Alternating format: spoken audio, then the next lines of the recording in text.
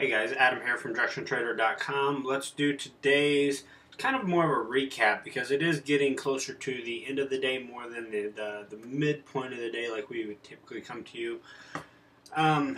Let's start off here with the Russell. I'm actually going to start off with a 233 tick chart. This is a smaller intraday chart just because I want to show you what we had to open up to the day with.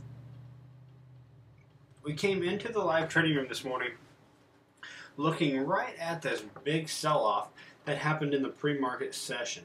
So, as that was happening, we were worried about the daily price levels and how we were going to go about trading this throughout the day.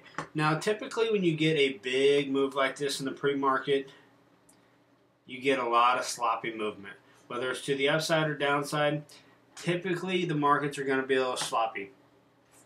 Even though they had a decent push to the upside today, they were still very, very much up and down, slopping back and forth, and we had to know that going in. So, as we were managing our trades today in the live trading room, which we took, I think, 4 trades today in the live trading room, we really had to lock in profits once we had them profits.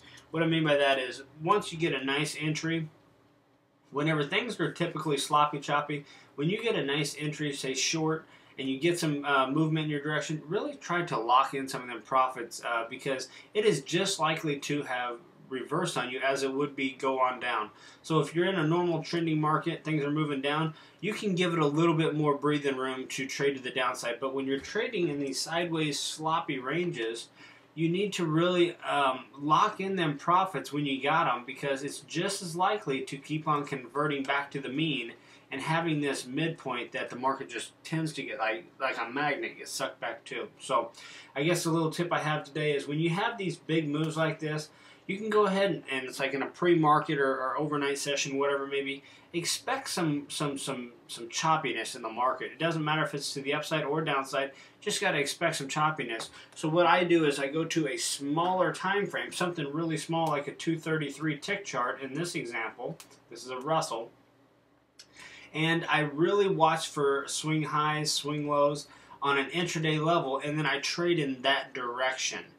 And then I also look at the dailies to find some support or resistance so I can stop trading at certain times, but that's for further discussion. But the main point of this is that when you get them sloppy ranges, really make sure you're able to manage your risk a little bit tighter than you may do in more of a trending environment per se. So anyways, let's go back to the daily here on the Russell and let's talk about what's going on here real fast. I don't want to get too long here.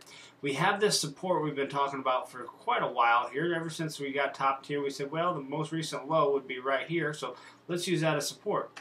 Today, we've actually used that to trade intraday. We have this low. As this thing opened up, it was way down here, and it's slowly grinded its way back up, as we just now saw.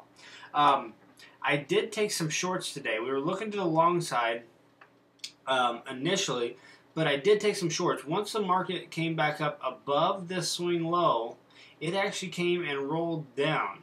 I was taking shorts as it was rolling down. Let me go back there, but I want to hit her on this level here at the. Let me get you guys the level that we're talking about here. We're talking somewhere around them 58s. So let's go back over here and let's look at 58s, and it comes into play right here. So then 58s are right here. So that's our major daily support and resistance that we're looking for. The market came up and failed. As it failed, it dropped back down. What do?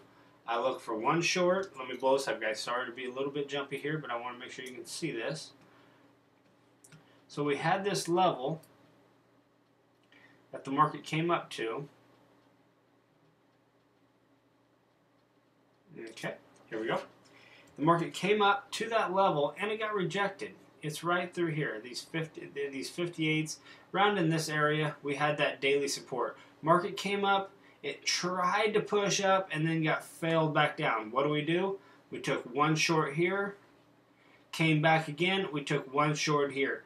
Now, both of them took reduced risk profits. Both of them are profitable, even though you see this one reverse up. This is what I was talking about, managing that risk. It was just as likely to turn back to the upside as it was to push back down. There was some sloppy ranges. So we were able to go ahead and lock in some profits as this thing was trading down. But I just want to show you how we use them daily levels to be patient enough not to get too aggressive and then wait for that nice sell-off, nice good sell-off, pulled back for a nice short, and pulled back for another nice short. Even though this one didn't follow through, we were still able to make, I think, 5 ticks on it. So it was still another nice position there. But that is using that daily chart and how you can use it as support and resistance, even though you're trading intraday price levels. So just a little heads up there.